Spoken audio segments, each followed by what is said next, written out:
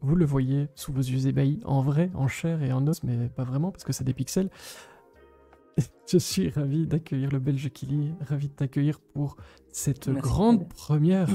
Toi, d'habitude, t'es dans le chat, mais Je grande suis dans le première chat. pour toi en tant que chroniqueur. Et C'est avant ça. de nous parler de tes plus belges lectures, c'est un peu le thème de ce soir, les plus belges lectures Oui. de 2022, je précise. Est-ce que tu peux te présenter en quelques mots pour les nombreuses personnes qui n'ont pas encore le plaisir de te connaître? Ah, super. Je m'appelle Thibaut, parce que j'ai un prénom. Je m'appelle Thibaut, je suis ingénieur dans la vie civile, je travaille pour un opérateur de réseau d'énergie. Donc si vous pouvez voir chez vous la boîte ce soir, c'est grâce à mes collègues. Voilà. Merci les collègues.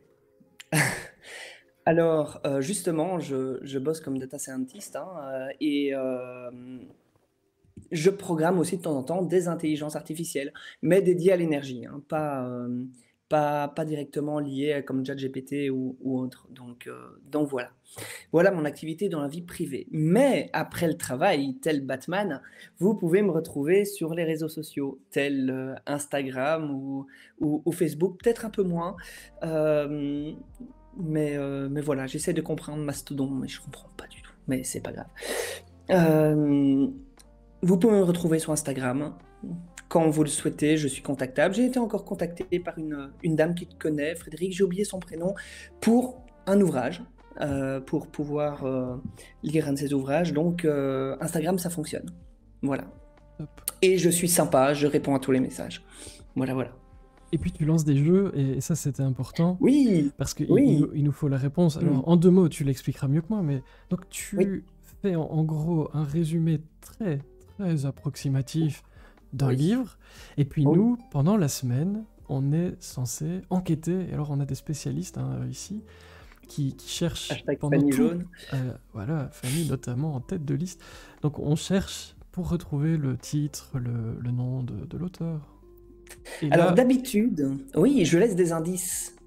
Mais là, j'en avais laissé un. Un parfait qu'une seule personne a repéré, c'est Kiko. En ça ne effet, je m'étonne pas. laisse des livres, vraiment des pitchs, mais vraiment mal foutus, quoi. Mais je le dis bien, j'ai entendu parler d'un livre. Donc, fatalement, l'histoire est très déformée, quoi, comme le téléphone arabe. Et il fallait regarder sur la vidéo d'Instagram, évidemment, il y avait le nom en bas, le nom de la ville où ça se passait.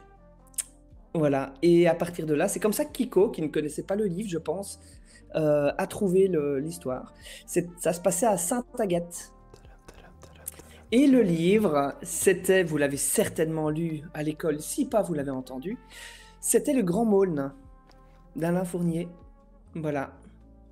Et pour Fanny, pour lui dire le fameux indice avec le piano, en fait, dans le livre, c'est Yvonne qui joue du piano. Il fallait repartir sur le nom, il fallait regarder le nom sur Internet, revoir que son prénom c'était Yvonne, voir qu'elle faisait du piano. Et donc, Yvonne plus Sainte-Agathe, ça ne pouvait être que le Grand Maulne. Voilà.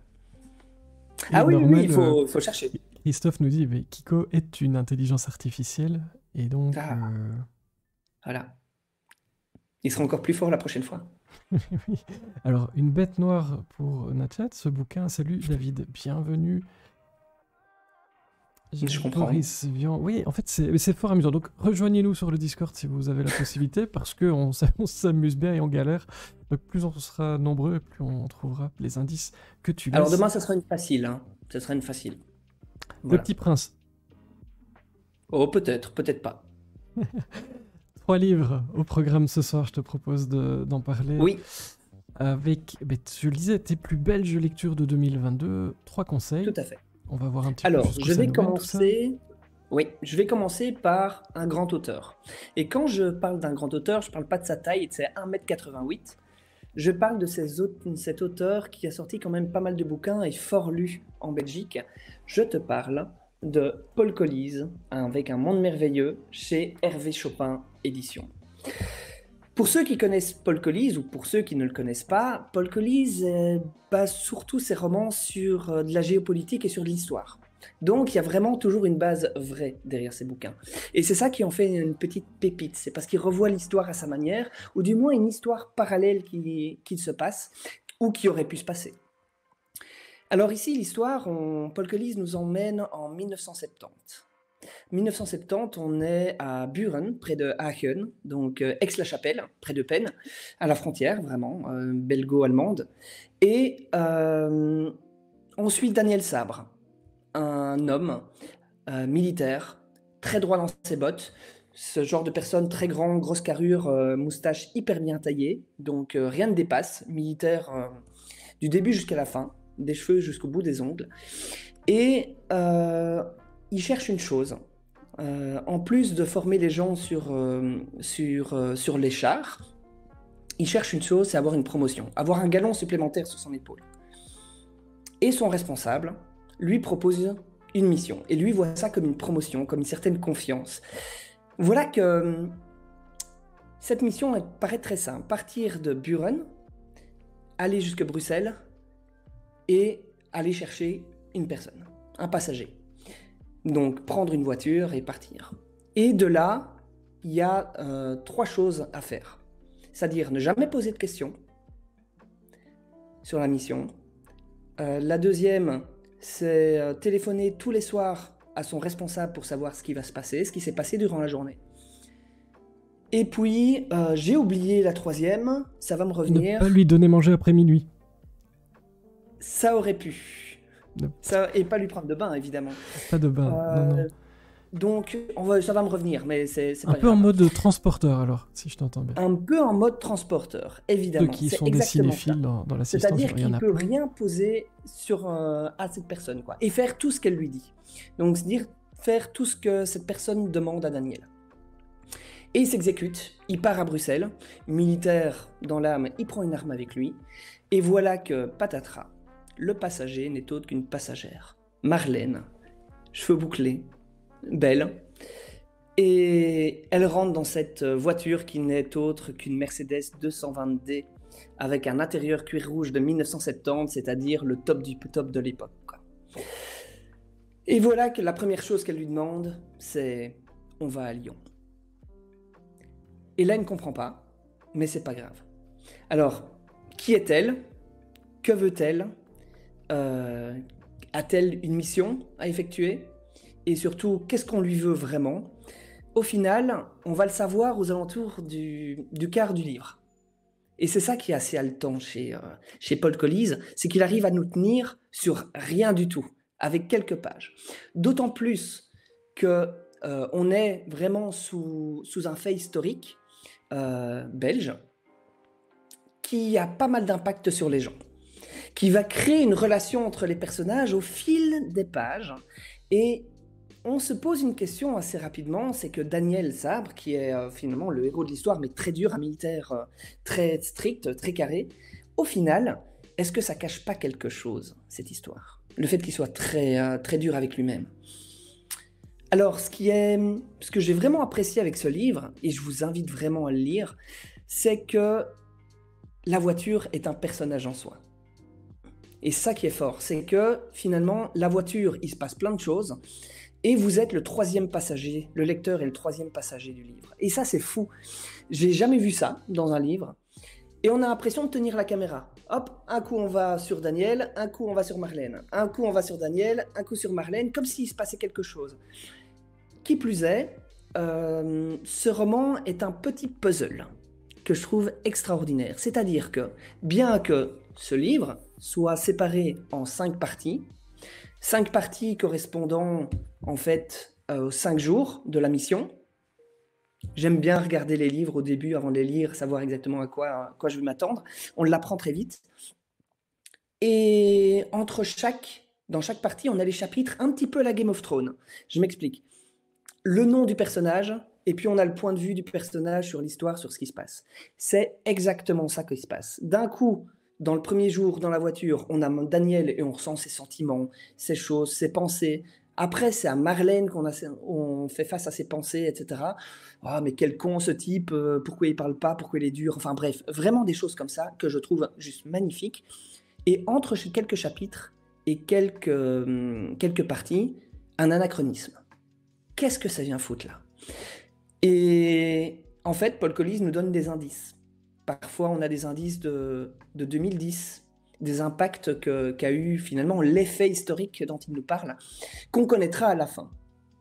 Alors, ça paraît un peu étrange, certains m'ont déjà dit, mais ce livre, il avance pas. Alors, Paul Collis, si vous avez lu Toute la violence des hommes ou Un jour comme les autres de Paul Collis, on a toujours le même schéma, c'est-à-dire que le début est un peu lent. Et pourquoi? Simplement parce qu'il improvise ses histoires. Il ne sait pas où il va, il n'a pas de schéma. Paul Collis n'a aucun schéma et je trouve ça juste magnifique.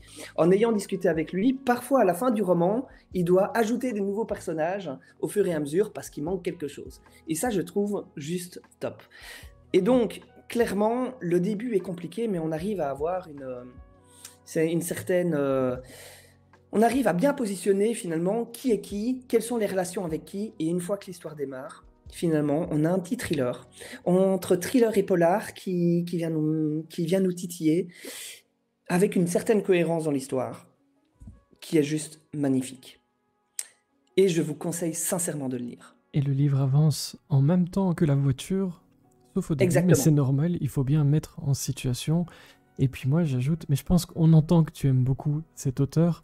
Moi, c'est à mes yeux un des meilleurs en Belgique. En tout cas, si pas Voilà, au-delà. les deux.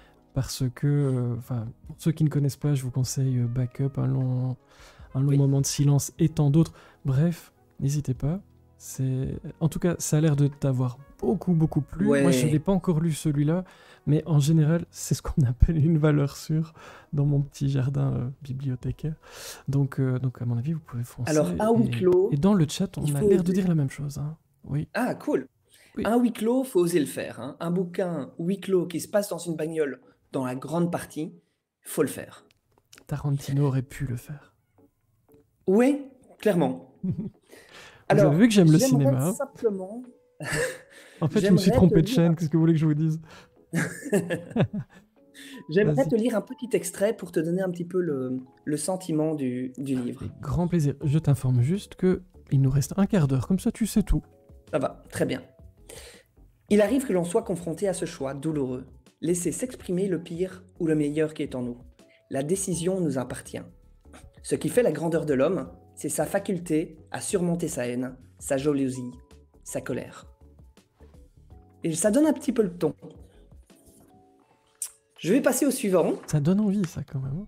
Ouais, ce sont des passages que j'ai fort aimés. Alors, le deuxième, qui est quand même une grande surprise.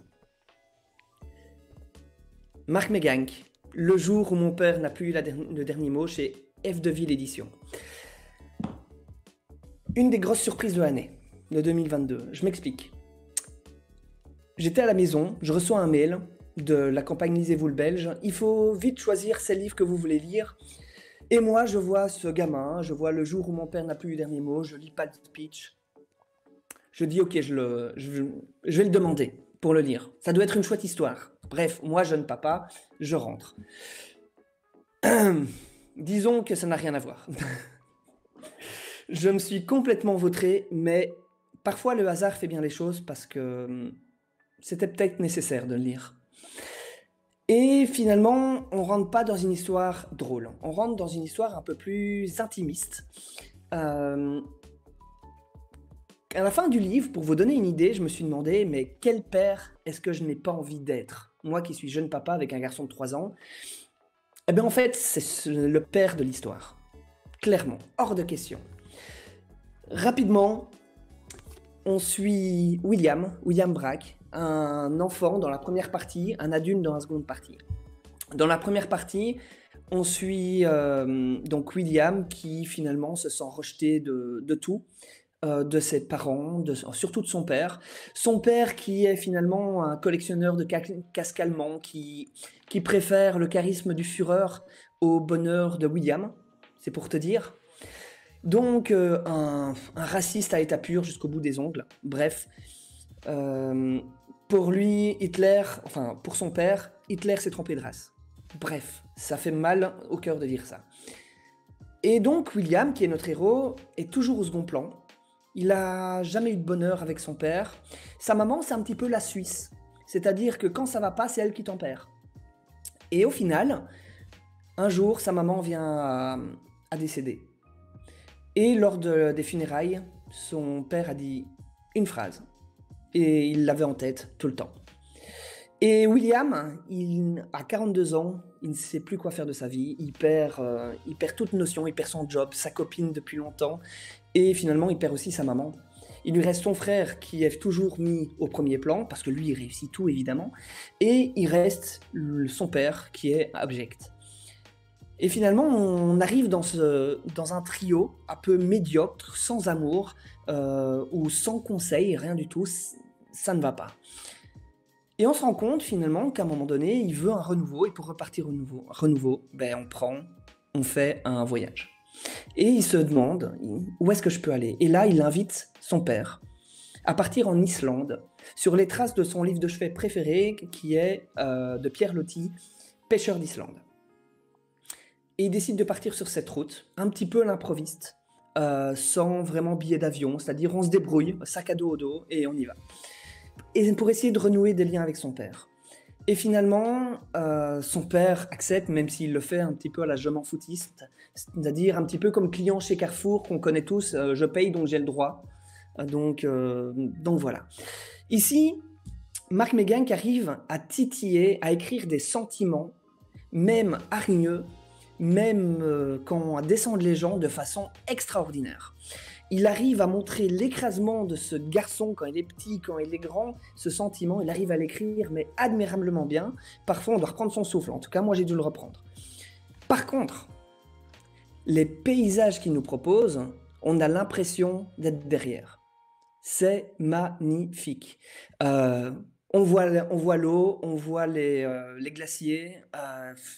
On a l'impression d'y être, ou moi, ça m'a donné envie d'y aller. Voilà. C'est marrant parce que la couverture ne donne pas cette impression justement de voyage du tout. Tout à fait. Exactement. Et c'est ça pour ça que je te dis que c'était vraiment un roman très, très particulier auquel je ne m'attendais pas. Alors, il faut savoir que la fin est tout bonnement incroyable. Je vous conseille de lire l'ouvrage parce que tout est bien orchestré. Tout est bien écrit. C'est très dur. Faut le savoir. Les sentiments sont super bien écrits. Par contre, elle m'a choqué, cette fin. Elle m'a bouleversé. Peut-être qu'elle était nécessaire, mais en tout cas, clairement, elle chamboule. Voilà.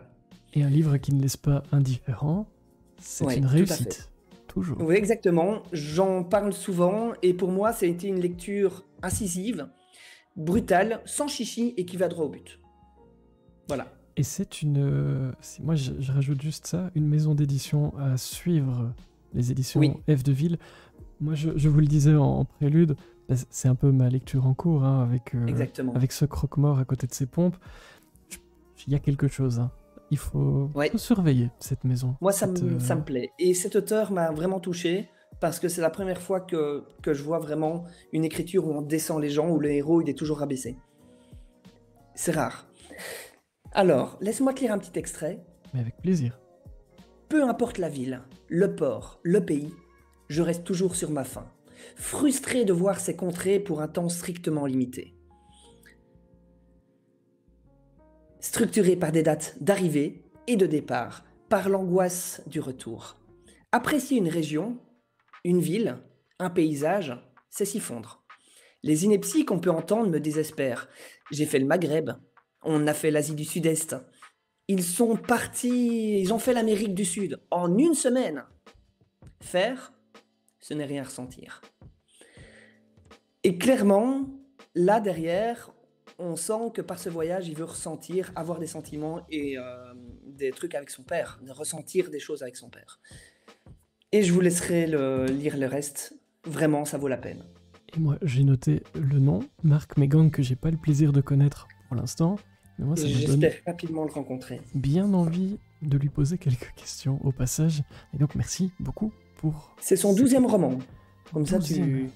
Voilà. Eh ben, alors... je suis curieux. J'espère que vous aussi, dans le chat, que vous êtes... Vous buvez les paroles de Thibaut, du belge qui lit. Hein. Je regarde attentivement. Salut, Atra, bienvenue. Salut, Johan, qui nous rejoint. J'arrive pas à interrompre parce que vous voyez, quand il parle tellement bien des livres. Moi, j'écoute, je bois les paroles et voilà, et je profite en fait. Je suis comme vous, finalement. Alors, le troisième et dernier roman, aujourd'hui en tout cas, c'est un petit nouveau sur le marché de la littérature. C'est-à-dire qu'il est à son deuxième roman, au contraire de Paul Collis et de Mark Megang. Je dis peut-être Megang, c'est peut-être Megang. Bon, bref, s'il m'entend, 1000 sorry si je dis mal. Ça sera une bière, promis. Ce sera l'occasion de lui poser des questions. Donc, je dis mal, c'est une très très très bonne idée de jeu. Le jeu du mal. Je dis mal le nom des gens. Attends, je note cette idée pendant que tu parles. Donc, Olivier Henskens avec Le Faiseur de Mort.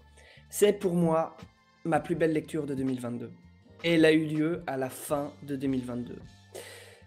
En fait, il parle d'un thème très casse-gueule.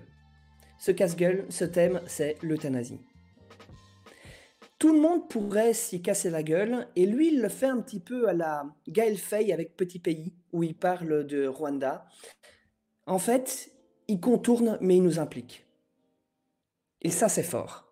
C'est-à-dire que dans ce roman, on se pose toujours la question, quel choix doit-on faire? Est-ce qu'on doit, entre fin de vie, dans des conditions difficiles et culpabilité, entre soulagement et remords, entre réalité et légalité, finalement, quels sont les choix à faire? Et ce roman a été un grand roman. Enfin, en tout cas, j'ai senti ça comme étant un grand roman quand j'ai entendu cette phrase. Comme toujours, donc il est dans le couloir d'un hôpital en attendant le décès de sa femme. Comme toujours, mes yeux se noient sous leurs paupières. Perdu aux côtés d'un cadavre qui ne meurt pas, je plonge dans mes larmes et revis mon bonheur, parce que cette dernière est revenue à la vie. Et donc il y a cette dualité, et je me suis dit, là, clairement, on sent qu'il va y avoir quelque chose dans ce roman. Et c'est prenant. C'est prenant, et je l'ai terminé en 1 jour et demi, c'est pour te dire. Je ne l'ai pas lâché, et je ne veux pas le lâcher. Donc je le garde près de moi, on ne sait jamais, le jour où j'ai envie. En fait, il est arrivé dans ce roman avec une touche fluide, une écriture touchante, une écriture prenante, et il a fait ça d'une main de maître. Alors l'histoire est très simple, elle est en 2 parties. On suit un juge parisien, en France, donc l'euthanasie n'est pas légale en France, un juge parisien qui s'est toujours battu contre l'euthanasie, et dans le couloir finalement de la mort d'un hôpital, il voit son épouse revenir à la vie, bref, souffrir. Point. 3 ans plus tard, on est dans la deuxième partie, son épouse est décédée. Il y a des amis qui l'aident à surmonter la pente, et au moment où ça commence à bien aller, une de ces personnes décède, mais dans d'atroces souffrances. Et là, il s'est dit, mais au final, est-ce que j'ai fait le bon choix? Est-ce que suivre la loi, en interdisant l'euthanasie, est-elle peut-être la bonne solution? Bref, il décide de devenir le faiseur de mort, et donc d'avoir sa propre loi. Donc un côté un peu plus illégal, mais justement, on a cette dualité entre voir les gens vivre, les gens qu'on aime vivre, et les voir vivre avec la souffrance ou partir sans la souffrance. Au final, qu'est-ce qu'on veut? Est-ce qu'il le demande? Est-ce que ça serait pas égoïste de garder une personne souffrir alors qu'on le sait? Et ce qui est fort, c'est qu'un petit peu à la Brigitte Guilbeault, il vient chatouiller un petit peu nos neurones, c'est-à-dire qu'il ne nous demande pas de prendre position, il ne prend pas position, il nous propose de participer au débat finalement. Et c'est ça qui est fort, c'est qu'on n'en prend pas plein la gueule, c'est touchant, c'est prenant, et finalement, on se sent pas finalement contraint à quelque chose. Alors... On dit bonjour au raid, au passage. Bienvenue, bonjour, merci beaucoup, Jérémy. Alors attends, je dois savoir faire un shout-out, mais je ne sais plus comment. Envoyer un cri, c'est ça? Non, peut-être. Oui. J'ai réussi à envoyer un cri. Bienvenue à ce raid. Parce que toi, tu ne le vois pas, le bel jeu qui lit, mais des gens nous ont rejoints. pour voir Oui, tes j'ai vu une paroles. petite icône apparaître, ouais, Voilà, c'est effectivement. ma super animation mignon. Et donc, Ouais. bienvenue, merci beaucoup. Qu'est-ce que vous faisiez de beau? Ça aussi, je pense que je le vois quelque part. Je ne sais plus où. Euh, des questions que tu te poses à propos de la musique. Tu étais sur de la musique. Eh ben, écoute, ravi de t'accueillir. Ici, on parle littérature, puisque bah, moi, je tue des gens qui n'existent pas. Et puis, le reste du temps, je suis plutôt sympa. Et j'accueille bah, de nombreux auteurs, des chroniqueurs comme le Belge Kili qui est avec nous pour l'instant pour parler bouquins. Ici, on est sur les plus belges lectures de 2022 du Belge Kili et il nous parlait eh bien, du Faiseur de mort d'Olivier Eskens. C'est chez Lilise Édition. Et je te laisse Édition, continuer, cher exactement. ami. Alors, cette lecture est haletante dans la deuxième partie parce qu'il a trouvé un stratagème incroyable. Ce stratagème, c'est, j'ai envie de dire, hashtag tic-tac. Non pas le bonbon, mais le son de l'horloge. Parce qu'en fait, il prend des âmes, finalement, au fur et à mesure, mais si on prend une âme, finalement, même consentie, est-ce que finalement, on ne laisse pas un morceau de la sienne quelque part? Et ce tic-tac qui arrive au fil des temps, ben, finalement, au fil des actes qu'il met, il arrive à y mettre une certaine temporalité au roman, un certain rythme, mais surtout, finalement, une certaine culpabilité aussi. Là où il trouve quelque chose de bien, finalement, il ressent aussi ce côté un petit peu coupable. Et j'ai trouvé ce roman juste beau, magnifique. Et j'ai posé une question à Olivier que j'ai trouvé superbe. C'est parce que dans chaque roman, il y a toujours une part autobiographique. Et celle-là, c'est quelle était la sienne, finalement. Je m'y suis risqué parce que, bon, sur le thème de l'euthanasie, c'est un peu compliqué. Et il m'a dit une chose que moi j'ai trouvé très belle, c'était sa façon d'aimer. Et quand on lit la première partie, la relation de ce personnage, qui n'a pas de nom, avec son épouse, on peut tout à fait comprendre finalement la relation qu'il a. Je vous conseille sincèrement de le lire, il est magnifique. Euh, il a 5 sur 5 sur Babelio, voilà, avec Nathalie et moi-même. Je trouve ça dommage qu'il n'ait pas plus de choses parce qu'il est juste magnifique. Je vous le conseille. En plus, Olivier est quelqu'un de sympa. Voilà. Il est namurois pour ceux qui habitent la région. Ceux qui habitent la région et la couverture est superbe, signée Lilise. Bah, vous pouvez trouver un peu partout, en Oui. librairie, très probablement, vous pouvez le commander s'il Et n'est sur le pas site là, de Lilith aussi. et sur le site évidemment de la maison d'édition. Et puis Jérémy, musicien, chanteur, mais oui, au piano, je me rappelle, Ah, je bonjour. pense. Oui. Eh bien, j'espère que les questions à propos de la musique se sont bien passées. Moi, je suis repris la guitare, mais le monde n'est pas encore prêt à ce que ce soit public. Et je pense qu'il ne le sera jamais, mais ça m'amuse beaucoup. Et c'est bien là le principal avec la musique, comme dans les livres. Bienvenue à tous, ça me fait vraiment plaisir de vous accueillir ici. Trois très très Frédéric, beaux conseils. laisse-moi juste terminer avec cet extrait du dernier roman. Évidemment, mais oui. Et pendant ce Mais temps-là, là, on va pareil, inviter Drake à nous rejoindre. Pendant ce temps-là. merci, Drake. Et comme ça, tu as l'occasion de lire l'extrait sans aucun problème. Mais l'appareil judiciaire n'a-t-il pas pour objectif d'assurer le bien-être des citoyens? Les lois, les peines n'ont-elles pas pour but d'assurer au peuple de vivre heureux ensemble? Peut-on encore parler de justice quand on force quelqu'un à vivre dans la misère, sans autre objectif que de douleur et la douleur d'exister? N'est-il pas plus juste d'aider les gens à ne pas souffrir? Et ça annonce déjà finalement, est-ce que moi, en tant que juge, je n'ai pas le droit? Est-ce que je n'ai pas imposé ma loi? Et sincèrement, il y a vraiment cette dualité entre la vie et la mort et la justice qu'on aimerait donner soi-même. Voilà. Eh bien, tout un programme aussi, des sujets lourds, mais moi j'ai senti une certaine poésie dans l'écriture Oui, aussi. Donc oui, oui, on clairement, est sur des c'est sujets compliqués, donc il faut rendre ça supportable hein, de toute façon. ouais.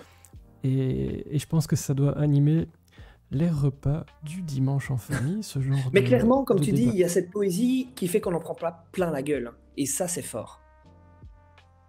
Voilà, il y a un petit style. J'en ai parlé à Brigitte Guilbeault, que j'aime énormément, qui m'a remercié quand je lui ai dit que j'avais ressenti un petit côté de chez elle, qui m'a dit mais merci.